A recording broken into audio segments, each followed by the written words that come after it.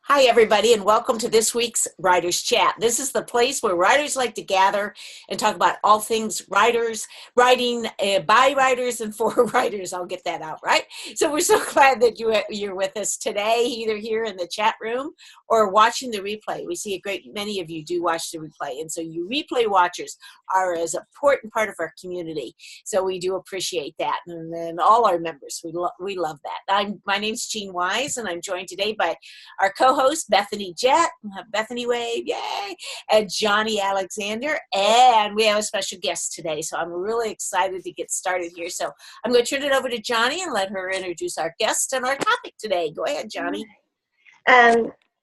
I'm really excited to have Brennan McPherson with us here today. I got to know Brennan's work from reading his book, Cain, which is the first book in the Fall of Man series, and then invited him to be my guest on Novelist Unwind, where I got the opportunity to spend quite a bit of time talking about his writing, because he writes biblical fantasy, which is kind of different and a little bit controversial.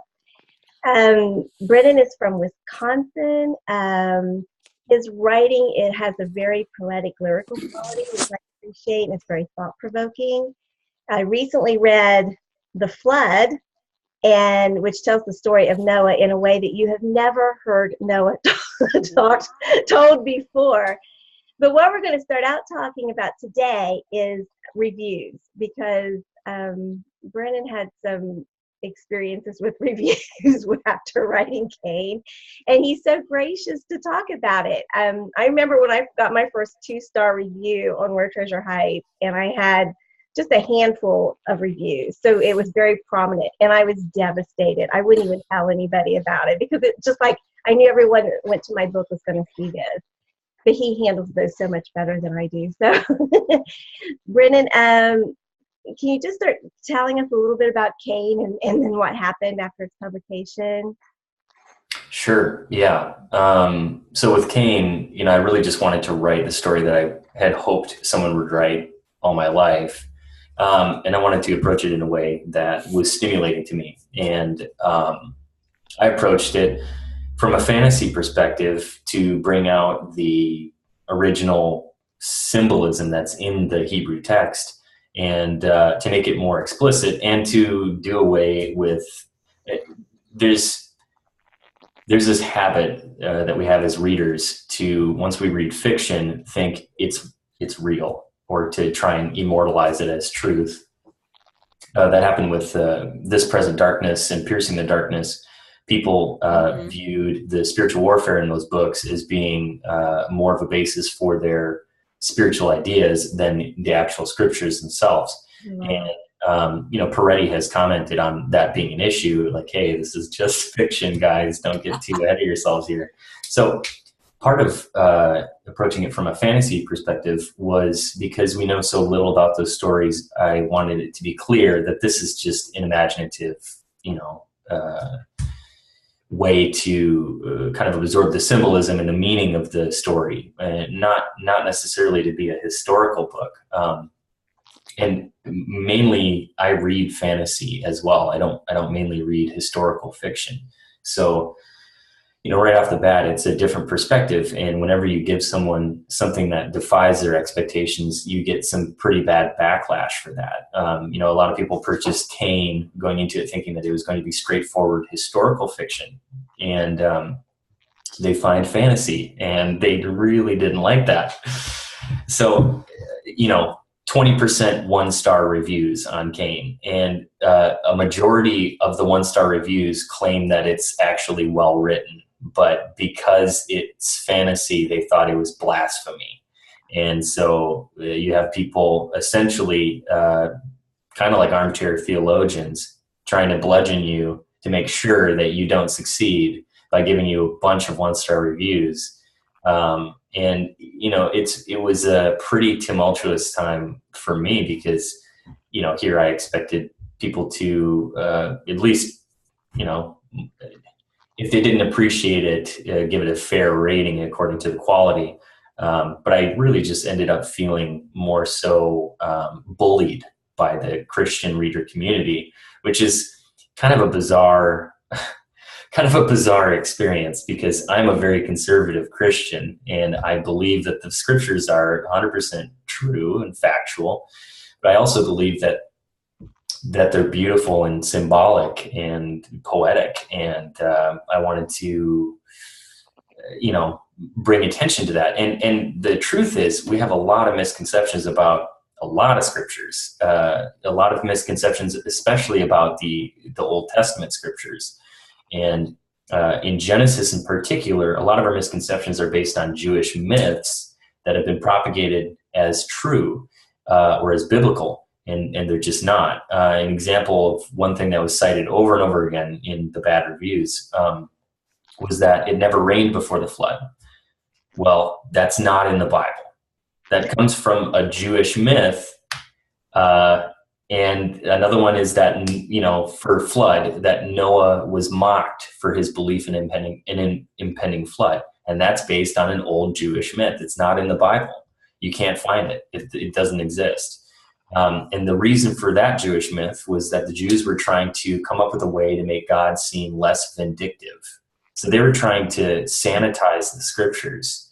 And so, we have these bizarre ideas, but that was part of the reason for writing the books the way that I did, was to try and get at, okay, what we think about these stories isn't really, for the most part, what they're about. Like, the story of Cain and Abel was always told to me as a moral tale, but it's the furthest thing from a moral tale. It's actually a story about God's mercy, even in the midst of man's total unfaithfulness. Cain murders his brother, then lies in God's face, and then God shows him mercy. And the only reason why God could show him mercy was because of Jesus way down the road. So its focus is on the gospel story. It's not on being a moral tale. It's not about murder is evil. It's mankind is evil. We have these ideas about the stories. We go into reading fiction books based on those stories, expecting them to be or to match up with our expectations. And when they don't, we get annoyed. And, in some cases, that's rightfully so. But one of the things that I've learned from the reviews is there's a lot of different kinds of reviews. And they have varying degrees of usefulness. And probably the least useful type of review are the positive 5-star yay reviews that make you feel good, but don't really give you any information about what they liked about the book, about anything.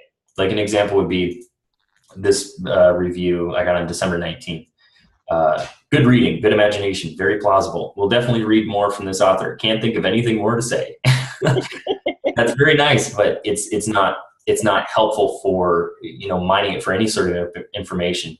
But then and the same goes for some bad reviews as well. Like one bad review I got, 1 star, sick, twisted, put it down, the end. And that was copy pasted to both books after the person read only part of the first book. So, some of those reviews, you just can't really take anything that great out of them. But a lot of the 1-star reviews, while I think that many of them were based off of not quite understanding like the reasons for why I went at it the way I did, I got a lot of good out of them after I cried in the corner for a couple hours after each one. And the most useful reviews tend to be the honest mixed reviews from people who still kind of enjoyed the book series. From those, I changed a lot of my direction for the second book, Flood. And Flood has like 5% 1-star reviews as opposed to 20%. So it made a huge difference in the average review rating and even in sales. But another thing that I found was that in the good reviews from like true fans, people who, have no connection to you, they found your book, they absolutely loved it, they give you good information about why they loved it. Those would be reviews from true fans. That was how I used those reviews to craft my bio, because we have ideas about how we write, but how people perceive what we write is more important and you want your bio to match up with people's actual perceptions of you as a writer. So, throughout the reviews, the phrase that was most used was thought-provoking. And then, it's obviously fantasy based on the Bible. And then a lot of comments about twisty plots in lyrical prose. And then, just like being challenged to think deeper. So then I wrote this bio. Brennan S. McPherson writes thought-provoking, heart-pounding fantasy based on the Bible. With mind-bending plots and lyrical prose, McPherson crafts a different sort of biblical fiction for readers who like to be challenged to think. And I like that tip. Johnny, does that match up with your experience of the books? Oh, absolutely. Absolutely. I will say Cain was a hard book for me to get through, but I could not put it down and close it. I mean, I kept going back to it. It's like, I've got to keep reading this book, and it's dense. I mean, I'll say that. The Flood was not quite so dense, and yet it was still just very imaginative, and like you said, thought-provoking. Is very good, and lyrical. Brennan comes up with phrases that are just, I'm going, I wish I had written that, and just beautiful words. I will say his next book that's coming out is based on Psalm 23, and he's been so kind to let me read an early version of it. And it is, it's lovely. I mean, it is just absolutely, I have, highlighted phrases in my Kindle that he wrote. It's just beautiful. Wow. So yeah, and I love that idea then of like going through our reviews and pulling out those common themes to write our bios, and then also to, I imagine, even just as fiction writers, we complain about this all the time. We don't know what to blog about. We don't know, the theme of our blogs and our social media and all of that. That this would be a way to pull those things together and have more of a cohesive look or marketing strategy, I suppose. Yeah, and you can many times feel really salesy because you want to make things sound exciting. Yeah. But if you take it straight from all the words and phrases that your reviewers use, you can feel a little better about it yourself, and be more courageous with putting some real praise in there. And I think that's important because as fiction writers, we are salespeople as well. We have to sell our work to people, and we have to sell it honestly, but not undersell. Because if you really believe in what you're doing, you're going to tell people of what it has to offer. You're going to tell people that it is enjoyable if that's what you really believe. So it can be kind of hard to. Am I really that great? Well, probably not.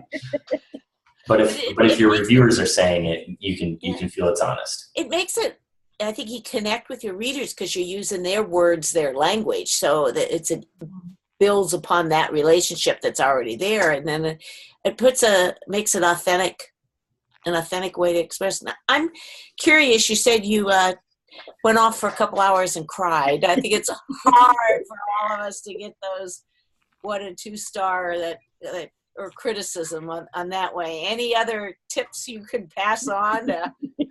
Besides crying? Crying works. I usually go off and lick my wounds for a little bit too. But Is there any other tips or what helped? Because we've all been there or will be there, unfortunately. Yeah, I mean, the hardest ones to take are the ones that are really insulting. And a lot of times you can sometimes click on people's review profiles, like on Amazon or whatever, and see a little bit more of how they review other books. And one thing in particular that I found is that people who are trolls, they troll a lot of stuff, and they're just rude human beings. And it's particularly ironic to find that in the Christian community from people who say, I follow Jesus, because Jesus said, well, was it Jesus? I can't remember. You'll know them by their fruit. Anyways, And the fruit of the Spirit is love, Yeah. joy, peace, patience, kindness, goodness, Mhm. faithfulness, self-control. I mean, come on. If we're insulting people for improper theology, we better be nice about it. Yeah. Because otherwise we're off base ourselves. Yeah. But I've noticed that, like, okay, I'm just going to read one of the bad reviews and tell you a little background. So, 1-star review, and this one was on Flood, and this is a really recent one, June 20th. This is the first real bad one I've gotten on Flood. It says, "This is not thought-provoking. It is nightmare-provoking. I took it off my Kindle. I cannot believe the ratings I saw. Sorry, this is garbage." Oh my God. And so It it's was scary. I will say there I can understand nightmare provoking, but definitely not garbage. I mean, well, yeah, and there's a lot of entertainment out there that is much more terrifying.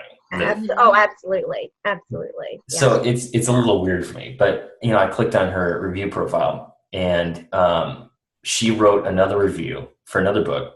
It was a 1-star review, and she was mad about the price of the paperback, and the reason why the price of the paperback was so high was because the book was out of print. And so she's like, angry review. I should look it up quick because I don't want to paint it wrongfully. While he's looking that up, I got my most recent review on one of my stories was titled Meth. and it's a book that usually does get 4 and 5 stars, and she gave it a 3, and I checked out the review. She was upset because it was a Christian book and she didn't realize it till she was way into it. And that always just kind of blows my mind too. But I looked at her review profile, and like 1 or 2 below mine had also been titled Meth. And she had given nothing. I didn't go way far back, but on the pages I looked at, she had not given anything above a 3, and they were all kinds of different genres. I mean, even like steamy romance and that, and nothing had got above a 3. Mom, didn't you have someone leave like a 1-star review before the book was ever released? Yeah, I did on Goodreads. Yeah, there was no way they could even have had an advanced copy because I had just sent in the final edit. And on Goodreads, they put a 1-star. Now, there was no words, but yeah, gave one of my novels a 1-star before it had ever been available to anybody for reading. Well, I can't find the reviews. She must have taken it down. But she said, essentially, Angry Reader was the title of it. And she said something to the effect of, I hope you get rich quick, but it won't be on me. And she's like, or maybe if you're like me, your husband will leave you. Your brother will take your divorce settlement. You'll get, yeah, it's really bad. It's hard not to laugh, but this is the stuff that actually happened in this. That is sad. And often they do have other problems. Yeah. Or Leslie's asking about it. Apparently, the computer bots that generate some of these out there. Well, there could be, but this lady was real, and she said she continued on, and your brother would steal your divorce settlement money, and your daughter would die, and your only escape would be books that are priced too high. Wow. So, and I looked on her profile, and her daughter did die. She's disabled, divorced, and it's like, okay, this lady has some real pain in her life. She does. And she's taking it out on people. And so it's not always the case. Sometimes people are just jerks, but it can help us deal if we just assume that they're having a bad day. And, That's good. Bethany? I was going to say, like, even growing up, we learn or we're told, well, I say it to my Brennan, Bethany's my daughter, just yeah, I put that together. So they're like, I tell the boy, I've got 3 boys, and I tell them, like, if someone is mean, it's usually more about what's going on in their heart than it is you, almost always. Even when I'm weird, it's usually because something's going on with me. It's never really about the other person. So we do it like, you can recognize it. But it's interesting that even on Amazon, you're right. Like people who are hurting, they have to hurt other people. Hurting people hurt people is a quote that like I've heard a lot. So the internet is such an easy way to like blast, but it's almost like a cry for help too, in a way where, I mean, that's tragic. Yeah, it is. And I think that, but you know, I think that's true. Hurting people hurt people, but I think mostly sinful people hurt people and sin hurts us. So that's true in that aspect that, you know, everyone who's just mired in sin is a hurting person. You know, there's pain there, but yeah, it's a whole different perspective on reviewers, people who leave bad reviews, to think, you know, well, gosh, you know, I just don't even know what's going on in their life, that, especially when it's things that's so obviously not true. You know, I mean, love Brennan's books, don't love his books, whatever, you know, if you don't like the story, but a fair reviewer would always say he is a very good and talented writer, whether they like the book or not, because he is. I mean, not everyone can put words together the way he does. And you know, sometimes we have to separate that. It's like, I may not really like his story, but you still appreciate the talent and the writing and the skill that went into telling that story. Yeah, and I think as reviewers and readers ourselves, we have to be fair about that, because there's plenty of books that I really hate, but they're masterfully written. Mm-hmm. And my tendency would be to want to be like, 1-star, book sucks, but it's not true. And it's hard to be objective about it. I see. How do you feel about 4-star reviews? Sorry, I'm being behind on the chat, but we'll help you monitor that. Okay. A lot of the 4-star reviews have been where I've taken the most valuable criticism from, actually. So like this 4-star review, I think, is probably one of the best critical reviews I've received, the most piercing in its I can't think words right now. The most piercing in its criticism of the book. So this is on Cain. And it says, I read this book after reading all of the mixed reviews on this and other sites. I enjoyed the book, but I think that it suffered from trying to do too many things without maybe some explanation into the author's intent given at the back of the book, as others have done. I most love the first third of the book where you see the emotional impact on the characters in the wake of Abel's murder at the hand of Cain. And that's a really important point to remember. Okay, that's what people most want to focus on. The emotional interplay of characters they already know. That's the draw for biblical fiction. So try and sit in that space most often. As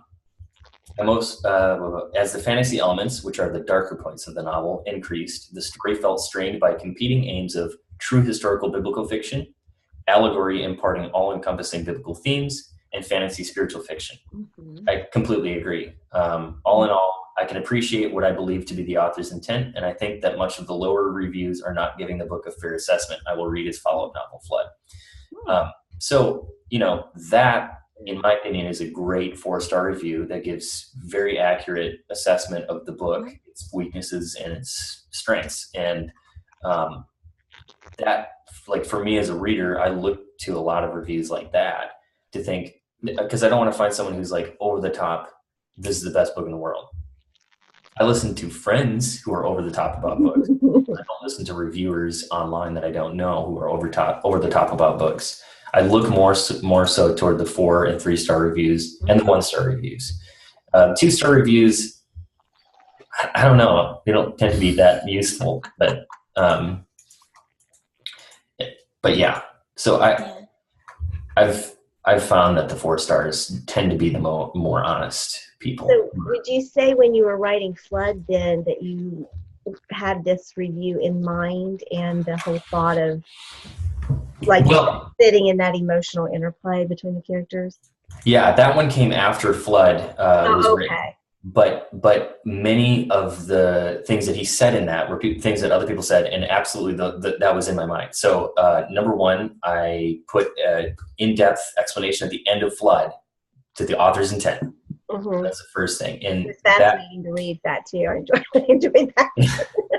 And that really helped a lot with the reviews, because there were multiple reviews from people on Flood that said, you know, I had a hard time getting into it at first, but I'm glad that I stuck with it and loved to to know the explanation at the end of the book and they give it like a 5-star review. That would have been completely different, I'm convinced, if that explanation at the end of the book had not been there. And also, Flood stayed closer to the characters that we're more familiar with for a more significant part of the time. And it was more grounded and it was more readable. It was not so cerebral. And that was another thing that people complained about with Kane, was that it was so dense and time consuming to get through because it was more literary in its focus. And I realized that was not a good idea. It took a lot of work to make it complicated, so people didn't like reading it. Yeah. Interesting. Now, Tina's asked, and I'm curious too, that, seems like you've got a lot of reviews, though, a lot of feedback. So how have you garnered some of those reviews or have encouraged them, or have they just come organically, as Tina asked? Yeah, I mean, they've mostly for me come more organically or through my email list. I focus most on my email list because full-time job, have a 2-year-old daughter, family, and social media is very demanding, and social media is good for building a community. It's horrible for selling books, and you can sink a lot of time into it. You can leverage it effectively, but you have to put a lot of time into it. And I just have found that I just don't have that time, that margin. So I focus on the email list, which is much more effective for selling books and for keeping in connection with your real fans, and have grown that pretty aggressively. And it's served me really well. It's also been the source of, getting reviews. So a few months after the book releases, I'll query the reader list or the email list, and only people who clicked through on the sales email that I sent a few months prior and ask for a review. And that normally gets, a couple reviews up, but the rest are organic. And at the end of the books, I don't query for a review. I've opted to have the call to action be to sign up to my newsletter for the free ebook prequel, Adam, as a short story. And I think that it's more effective to get people on your email list than to get them to write a review, because that's long-term fans, and you can always ask them for a review later on down the road. So that's what I focused on. I'm not sure how Brennan got on my radar to begin with, but I can just tell you, okay, just from a reader, not knowing him, somehow, I don't know whether I saw advertisements for Kane or what, but I was intrigued by that someone would, tell this story. And then ended up being on his email list, and then saw him responding on a couple blogs, especially Steve Lobby, so his name just kept kind of being familiar. And then I really enjoyed his newsletters because they had information in them, again, about the Old Testament, which I enjoy, and about that really early history. And when he started talking about, the Bible really doesn't say there was rain, before. Yeah. And I thought, oh yes, it did. I thought, oh, okay. Well, I wanted to read more about that kind of stuff. And so then read Kane, and then we connected when he became a guest, like I said earlier, on Novelist Unwind too. So I don't think you're not even on Facebook, though, are you? Right? Yeah, I mean, I have a Facebook group, but that was started by a marketing agency for a short period of time, and I haven't kept up with it. So I basically don't use Facebook. I don't have Twitter at all. I don't have an Instagram. I don't have any other social media except for Goodreads. And Flood is coming up on, it's getting close to 2,000 sales, and it's completely indie. And so you can sell books without social media. And I think that's a common kind of misconception. Oh, you need to start a Twitter, LinkedIn, Instagram, Facebook. But if you're not using them effectively, it reflects poorly on you and on your brand. So I just focus on my website, the blog, the newsletter list, and the books, and then other types of marketing. Amazon ads are really effective. I mean, I get a positive ROI on pretty much all the Amazon ads. And that's a great way to scale up your readership in your author business while not losing money. You're making money while doing it. Yeah. Facebook ads can be good, but they're really competitive now. So, book review bloggers, it can be a great way to reach into new audience, making friends with other authors and sometimes they'll share about your books. That's very helpful. So you keep putting work out and growing it organically. And that's been my focus. And I do like your idea about you included the call to action in the back of the book, and you offered something very unique. Yeah. If somebody was the least bit intrigued by Cain, they would have to want to know what was going on with Adam. Yeah. So I read Adam too. I read all of Brennan's books. You're a groupie. I am a groupie. I'm a big fan. Yeah, but often we don't think about putting that call to action in a fiction book. At least I've not seen a lot of that. And I think that's very, very good strategy. Yeah, and it doesn't have to be anything significant. Adam took me a week to write and $25 to edit, and just slap the cover on because I do the covers with my web designer. And let's talk about covers. Yes, this is really cool. So I had Cain on my Kindle. So of course you only have the front cover, right? So I did not know how amazing the cover of Cain really is. So Brennan, you have a copy? I do have a copy, yeah. So this is the front cover. And then, so this model works for my dad. And ironically, he's a really nice guy.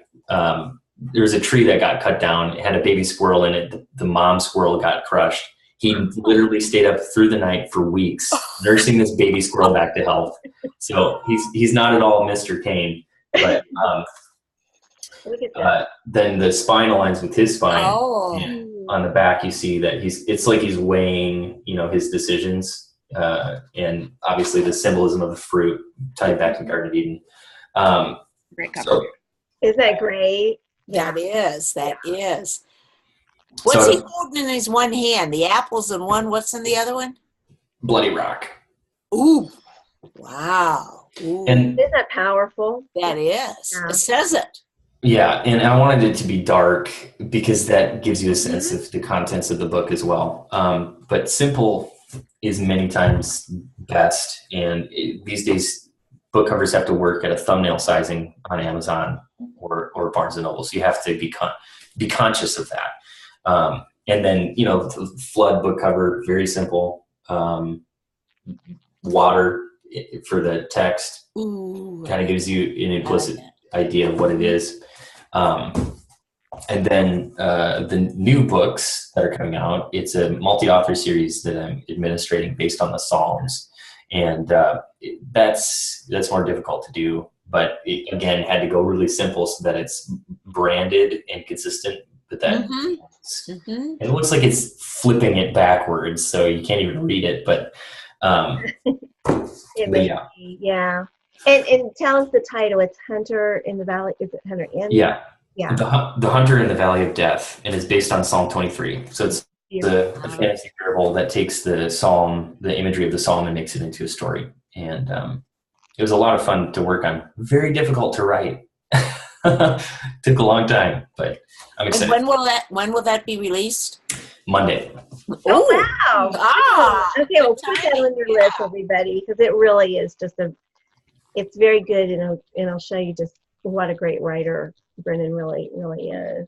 Yeah, and the other authors who are on board are really good too. Misu Andrews, biblical fiction author, she just hit the ECPA bestseller list a couple months ago with her book Isaiah's Daughter. She's with Waterbrook and Multnomah, and she's contributing in August. A book based on Psalm 137 called By the Waters of Babylon. And then the third author on board this year is Carol Tauris, who's an indie biblical fiction author, and she's contributing in September. So that's three consecutive releases, 1 month apart. And you can go to psalmseries.com to see all the books and see more about it. But it was just kind of a way to work with other authors and to do a novella project that a traditional publisher might not want to get behind, but that we could actually do well and expand our readership together. and have some crossover without putting too much into stuff. So until I understand it, you've written a book of fiction, a novel, Yeah. and you put characters walking through the valley of the death or whatever, and then Right. action takes place there, but you try to reflect the theme of the psalm, then I'm assuming. Yeah, and actually the events in the story match up with the lines of the psalm chronologically. So Chronological. yeah, It's pretty masterful. it was, again, very difficult to write. Sure. And it does have and I want to be really careful saying this word, but it does have a mythological feel to it. Right. But please don't anyone take that to mean I'm talking about Greek mythology. Paganism, right. Right. No, but it does. Beth, did you have something you wanted to say? No, I'm just listening. Okay, I didn't know. We do have a couple questions in the chat going back to the email list. How have you grown your email list? Do you do speeches or book signings and have others sign up? And then there was another question. And how do you increase traffic to your blog and website? Okay. So Leslie's question, how have you grown your email list? Part of it was Facebook lead generation ads. That's an economical way to do it, but the leads tend to be way less engaged. So it's a good way to start your list, not a good way to continue growing it, in my opinion. I've also done, obviously from the book sales, you get people signing up in the back of the book. So I've been getting, 1 to 2 signups a day, pretty steady now for a while. I've got about 2,200 subscribers, and about a third of that came from the lead gen ads, Facebook ads. And then the rest was through book sales or advertising. And, on the website, I advertise that you can join the email list and get a free ebook. And, so that's really been the way to do it. And I just focus on trying to market the books as well as I can. Mm-hmm. So you kind of build a funnel, you funnel everyone through your books. And so when you sell books, you get more subscribers, and that's what you focus on. So you can kind of simplify your focus instead of being so split. I appreciate you sharing those numbers too, because I see this for you, and it's inspiring, I think, for some of us too, that you're doing it slow and steady. You're not like, yeah. And it does, so you don't need 10,000 followers right away or 10,000 people on your email list. Just it's growing, and you're continuing to put out product, and it'll grow. It's just going to keep growing. And I appreciate what he said about social media, because we all know we keep trying to overdo sometimes on the social media, and I think certain ones work for some people better than others, and it's just kind of trying to get to know it and figuring out what best works for you, and then focus on that. Exactly. Yeah, I'm not good at social media. If I was good at social media, I might be doing it right now, but I'm pretty poor at it. So there's some people who can really leverage it, and their following is, voracious, and they'll buy things like crazy. But yeah, you got to focus on what your strengths are. Try and shore up your weaknesses as you can, but there's so much that you can do. You can just overwhelm yourself. I have done one book signing, and that was a joint book signing. So through a bizarre set of circumstances, I made friends with Charles Martin. Oh, wow. He's, New York Times bestselling author. When the Mountain Between Us was made into a huge blockbuster film last year with Kate Winslet and Idris Elba. And so anyways, he came up to visit, and we did a joint book signing together. And that's the only one that I've done. And he was like, yeah, book signings are a waste of time, but sure, we can do it. And it was good. It was good. We advertised it pretty heavily, and I sold between Cain and Flood, maybe 35 books. So that was, and the Barnes & Noble rep was like, that's an amazing book signing. I was like, Good. It's not that big, but so I haven't. Can be the pits. Yeah, yeah, and I know that the only reason why people were really showing up was because Charles was there. So it's like I don't really want to pursue that, and there's better ways to spend your time. I think speaking engagements can be amazing. I think someone else had mentioned speaking engagements. Yeah. But there's different services where you can have people text a number. So you pay like, I don't know, it's like $30 a month or something. And people can text a word, a keyword, like in my case, Adam, to 7756, the number 7756. And then they'll immediately be asked for their email address. They enter their email address and they're subscribed to you and they get a free download. Oh, And wow. so at speaking engagements, you can get hundreds of people immediately if you have a large speaking engagement because everyone has their phone on them. They're not going to sign up for your email list, but they'll text to a number immediately. You've done that, haven't you, Bethany? Yeah. I was just going to say, like, we use lead pages and they have lead digits, which is that feature. And so at conferences, we use that all the time. And then Kyle even has it on his business. He made business cards with that on there. So sometimes people won't text in the class or when he's having an appointment with them, but he gives them the card. And so we'll get opt-ins, randomly because we give away a free course with it. So it's amazing. Yep. Lead pages is expensive. The middle plan is the one we use, and you're looking at like, let me see what the breakdown is. I think it's like $597 a year. Yeah. So it's like $50 a month. But if you're using like multiple services of it, then that makes sense. But if you're just wanting the texting, what do you use, Brennan?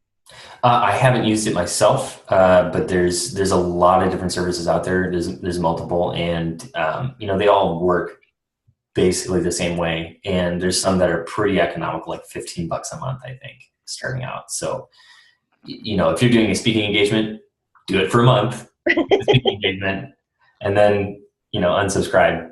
That can be super helpful. That's a good point. I'm just curious, as a writer, do you try to release a book a year or a couple books a year? What's kind of your rhythm, your process? I've been too slow about it. So it was over a year between Cain and Flood. But I had some family stuff going on, family health issues that were extremely absorbing. And it took a good 2 months, and I was just completely shot after the 2 months because essentially my brother was having a health crisis and we were locked in a court battle for his life. And so life happens, and you just can't keep up with things. But it's been, has been 8 months since Flood released, and I'm going to be releasing the novella in July. I haven't even started on the next full length, so I'm feeling a bit behind. But that's honest. That's honest. That happens to all of us. Yeah. Well, and I've noticed 8 months after you release a book, all the buzz is basically gone. Mm-hmm.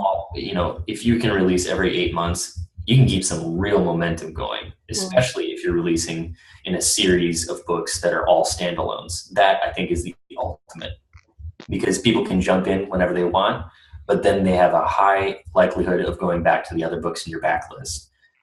So I'm trying to figure out ways after the Fall of Man series is done, because that's another one that's a series with all standalone books. After that's done, I have to get another series of standalone books and try and release them a little quicker. Are you going to stay in what the genre you're developing, biblical fantasy? And there's a difference. I mean, like, it's not biblical fiction, it's biblical fantasy. So there are these. Yeah. So it'll all be fantasy based on scripture, and for the purpose of exploring the core meaning of those scriptures and the symbolism. So, all the writing my writing is denser and more lyrical, so it's more time consuming to write. And with Flood, I tried to go for a more economical approach that I could write faster. Mm-hmm. And it seemed that readers enjoyed it more as well. So that's what I'm going to be more focusing on.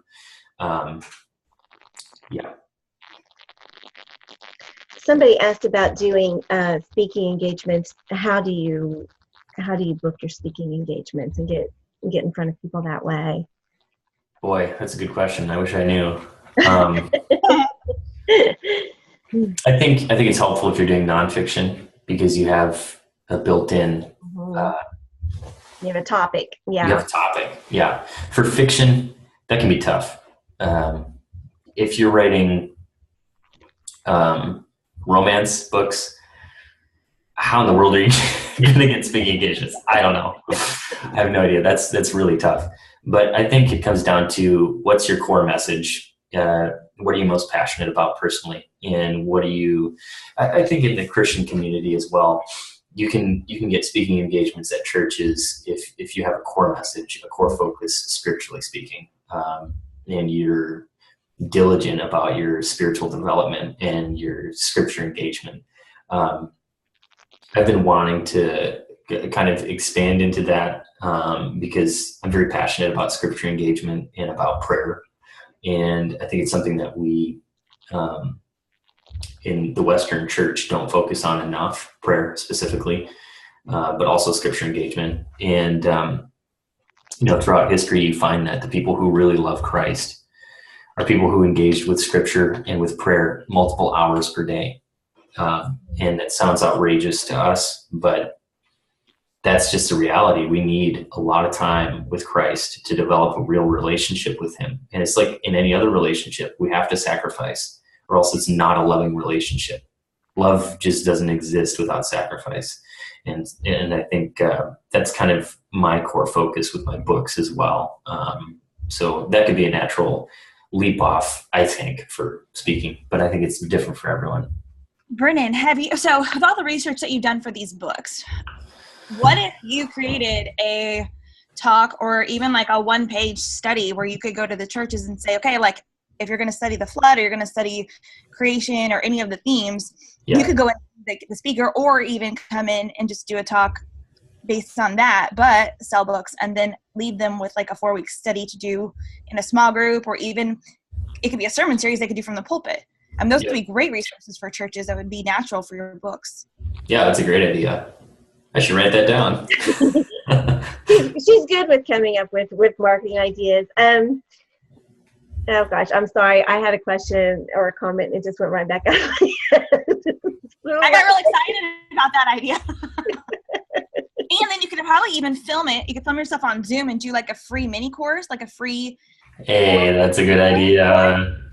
And get the churches involved in that. And then you could have like a special package, like, 10 books plus. Boy, that's a great idea. Breakdown. I think churches would be all over that because you're pretty much doing the heavy lifting for them. And then like the Christian education ministers at the churches, that's who I would reach out to. They're in charge of the curriculum. Even do spin-offs for the teenagers, for the youth group, and then have like different things for the different.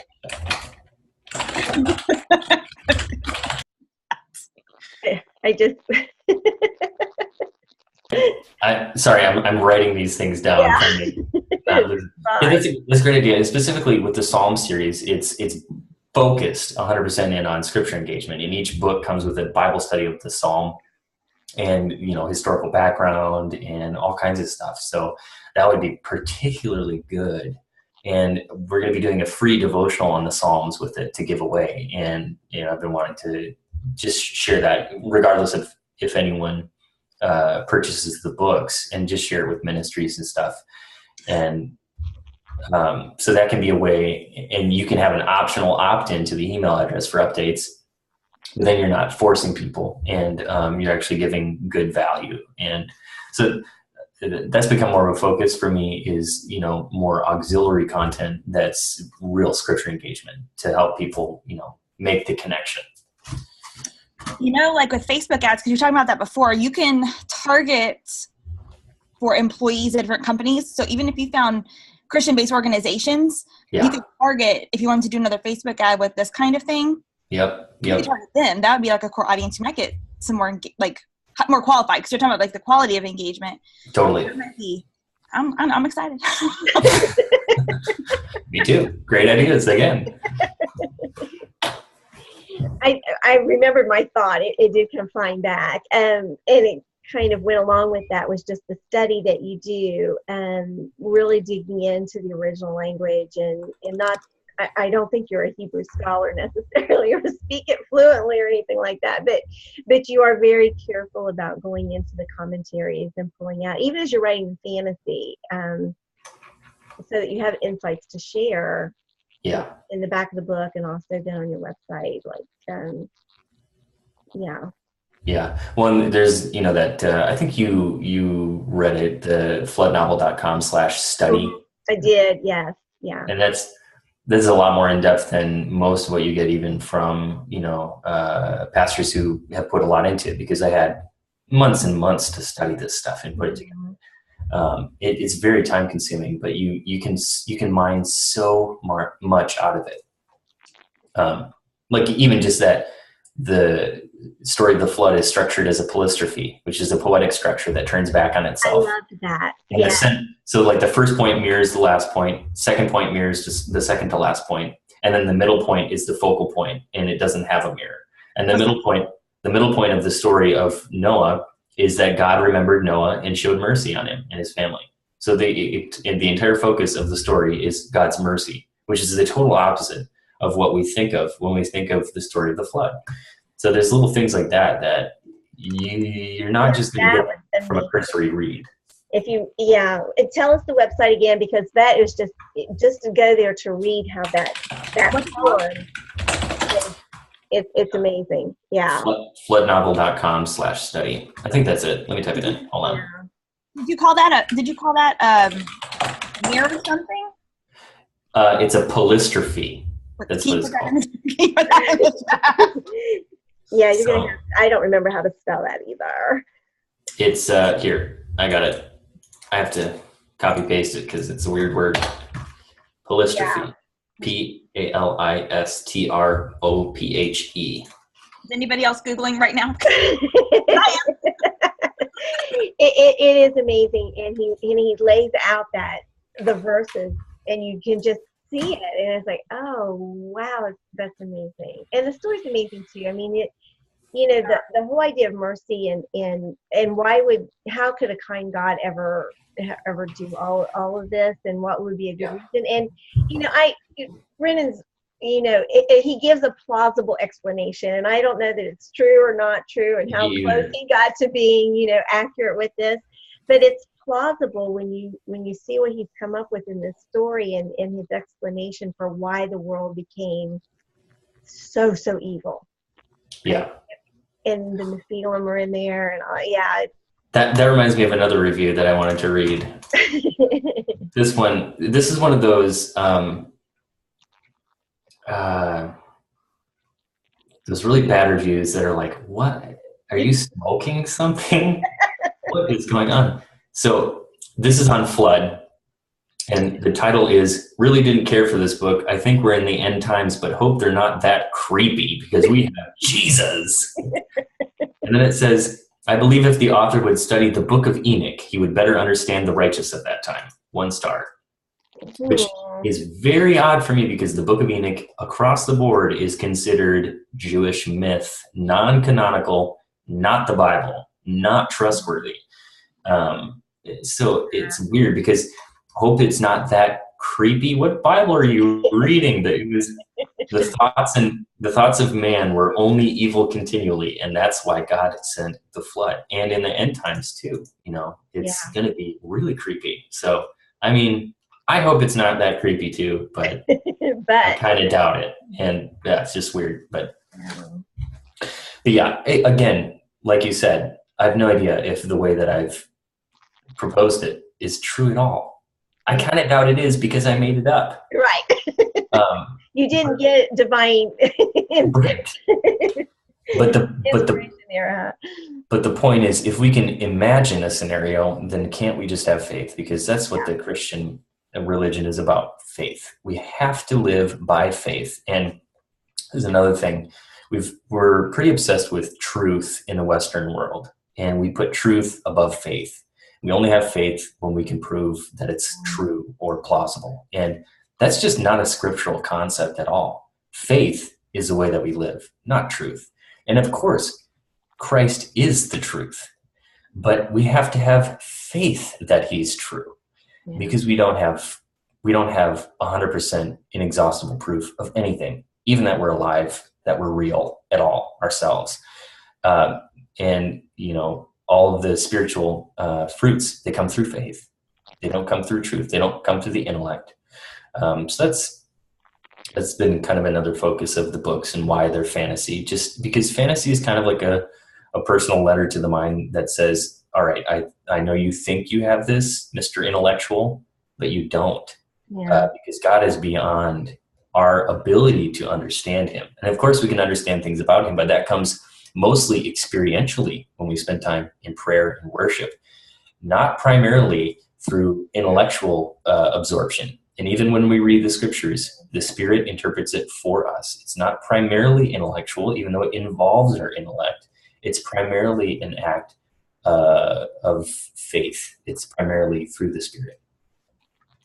It's amazing. It's getting close to the top of the hour, and so everybody that wants to come on, please do. And if you have a question you want to ask Brennan before we close, you can do that. If you need help getting on, let us know so that we can do that for you. No one's popping on. You guys all hiding away.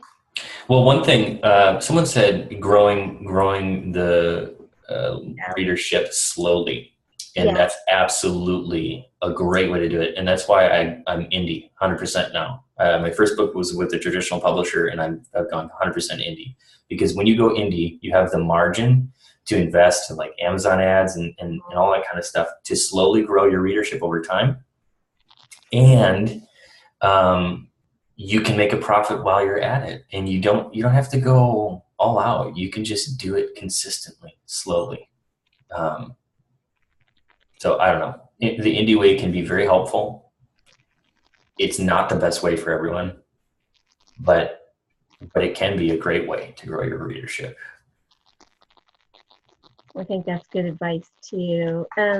Bethany, can you release Brandy? I'm not sure I know how. Yeah, I can do that. Okay, it's like I went through and I wasn't sure what button to push. If anyone else needs released, just let us know. Yeah. Thank you, Brennan, for that. Yeah, I think you've got a good plan going. So, any questions? Any last questions? All right. Well, next week on Writers Chat, it'll be on July 3rd. So we're going to do a celebrating Writers Chat. We'd love to have everybody come on. It'll be an open mic. So, make sure you've got your hair combed and you're not wearing your pajamas. Or if you want to, that's fine too. And we're going to be talking about Writers Chat, and be thinking about ways that Writers Chat has helped you in your own writing journey. Excuse me. And Bethany, do you want to tell us about the week after that? Yes, because my friend Jim Rubart will be our guest, and I'm very excited about that. You may know him. He's a best-selling novelist, multiple Christie Award winner, incredible writer, and he also does novel marketing podcasts and runs his own marketing consulting company. And my doorbell just rang. Jim is fantastic, and he is going to be talking about copywriting, because it's something we don't teach a lot or talk about, but you have copy in your social media, in your email, your website, and all that. So I have to go answer the door, but okay. July 10th. I'm very glad about that. All right. Well, thank you, everybody who is here today, and also those who are on the replay. We're glad you're with us. Thank you, Brennan, again. This was just really a great episode on how to take reviews and learn from them and grow our social media from them and even improve our writing. So we appreciate that, and all the talk about marketing as well. So everybody hang on for the after party, and we'll see y'all next week. Bye-bye.